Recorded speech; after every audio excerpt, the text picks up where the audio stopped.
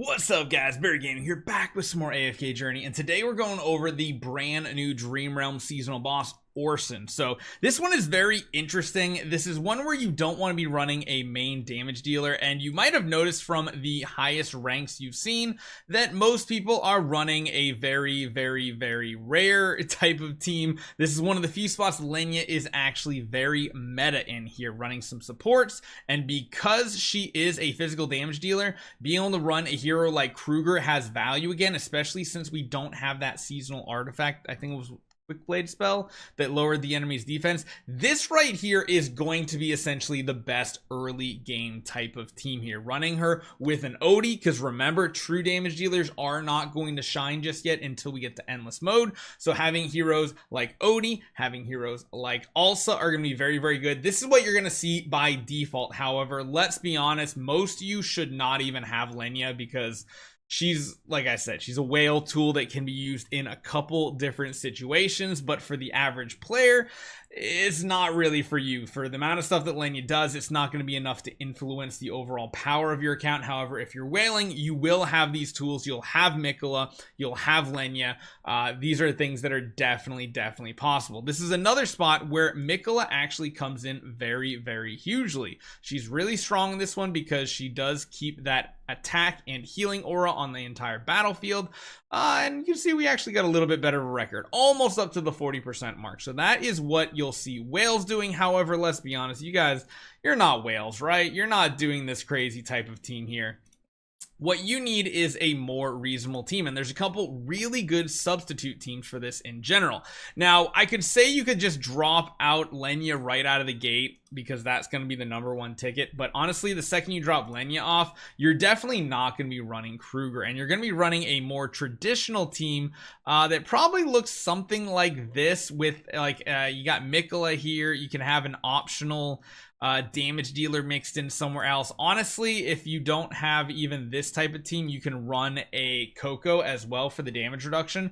You know, Koko, everybody should pretty much have a mythic plus Koko at this point. So you have her shielding, you have her damage reduction, all that stuff is very solid, and you still have 3 heroes, meaning you're getting a good 4 times faction bonus here for 18% additional attack and HP, plus the 1 celestial. These are all really good things. Honestly, if you don't have Mikola, what I would do is potentially run an Alsa as well. Like, I would potentially run a team that looks something like this. I think this is potentially going to be one of the best options you can run, and that's really if you don't have Lenya, you don't have Mikola. Both of them are ones that we haven't had in quite a while. This team should work pretty good, and of course, with the extra damage reduction here from Koko, I think survivability is not an issue here. I'll show you guys this team with and without Mikola, though, because it gets a lot better, I think, with Mikola versus the Koko.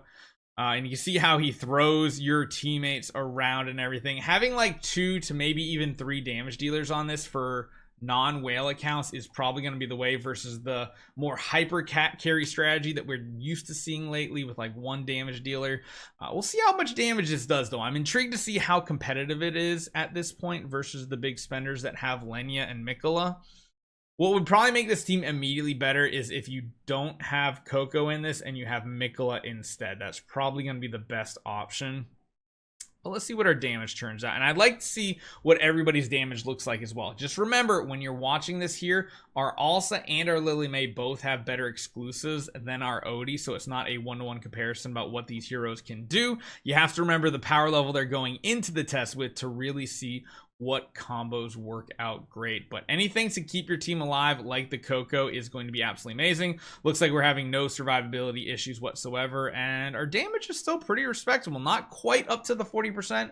Looks like we're about 3%, maybe even only 2% behind our actual like max out Lenya. Actually, even less than that. Look at that. We're like 1% shy. That is it. We got 348. And our high damage with Lenya is 355. That's not much at all. So all things considering, that is really solid. I'm kind of intrigued to see now what happens if I take you out and I put our Mikola in. Let's go. Let's see what this does right here. I'm intrigued to know if our team does any better. Oh, I didn't show the damage number though. Oh, I totally forgot to show the breakdown on that one. I apologize, guys. I meant to show you guys the actual breakdown so you can see the damage difference between the 3 damage dealers. I'll try to remember to do it on this one. Sometimes when I get recording, I get like the next thought in my mind, and sometimes I completely space out on it. Sometimes recording stuff live is pretty hard because you have a game plan in mind and then it doesn't work out. Honestly though, the Mikola seems to be keeping the team alive just fine. Granted, she is Supreme Plus. Don't know if that is a big deal or if a weaker one could survive. It feels like, based on how much damage she took right there, a weaker version might not live. Maybe Mythic Plus would be enough. But Supreme Plus, she's even dipping in HP. And honestly, holy cow, this might be better than the Lenya team. Oh, no, we're starting to have people die off now. Yeah, so this one had potential. We still have our 2 damage dealers, and it's so stinking close. Maybe if we can do one more dash real quick. Come on. Oh, we got the dash off. It's about the same damage with the Mikola versus the Koko. So I think at the end of the day here, yeah, you can see Alsa's kind of does fall behind here, so not quite as good. But yeah, Lenya, not really required. Mikola, not really required. Honestly, as far as like a great free-to-play team goes, just taking you out and putting Koko in, like this is what everybody should have on their free-to-play account. Maybe not the Alsa. The only thing I'd say is maybe Alsa is a hero that we could substitute somebody else out for.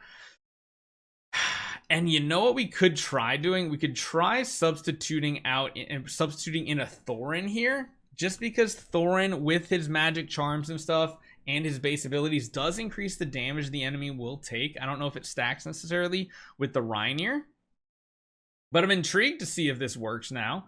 I was surprised that this default team works so good with Alsa. I just don't know if her damage is necessary or if Thorin's buffing / damage is worth it in combination. So we also, of course, get increased survivability because the Thorn's on the battlefield, which is good. There's a lot of options in the early game, guys, and just because one thing works for somebody doesn't mean it's going to work for everybody. Doing things like this and trying different team combos is kind of what you need to do, but hopefully our videos give you like a good starting point. Like, I have those heroes, I can try it out. If they don't survive, then just build a tankier version of the team. Throw the Koko in instead of the Mikola. Have your team survive till the very end. It does look like with Thorn, it is much lower in damage. We're only going to get to like 30-ish% instead of close to 40. So yeah, that's a sizable difference right there. That's a good 8% difference, which is quite a bit on the rankings here. It's, again, just very, very surprising how these teams work out and how sometimes not even the best teams that you see on the leaderboard are going to perform the best for you, whereas a team like this with Alsa might actually be best. Let's finish this out with one more attempt. I want to show you guys the final scorecard because this is what I feel like free-to-play should be building. Free-to-play should mostly have gone for Lily May. You should have an Odie built. Most you should, at this point, have a decently powerful Alsa as well. Koko is a must-have for everybody, and everybody that started the game way back in the day should have a Mythic Plus Rainier. That was like the go-to everybody built at that time. And honestly, this is probably going to be the best team for you to use, even though Lenya and Mikola on it bump you up 1%. Like, literally, it's such a small, minute difference. It's crazy. It's probably more than 1% though, because you have to remember too, we have a lot more exclusive investment in this team than we do with Lenya and Mikola, and maybe that also makes a difference there. If Lenya had plus 20 on her exclusive, she'd probably be pumping even more damage out. So I don't know. There's so many different power scalings going on for sliders to kind of compare here. It's something you just always have to keep in mind. Up to about 35% right now. 8 seconds left. We have a big burst at the end, maybe.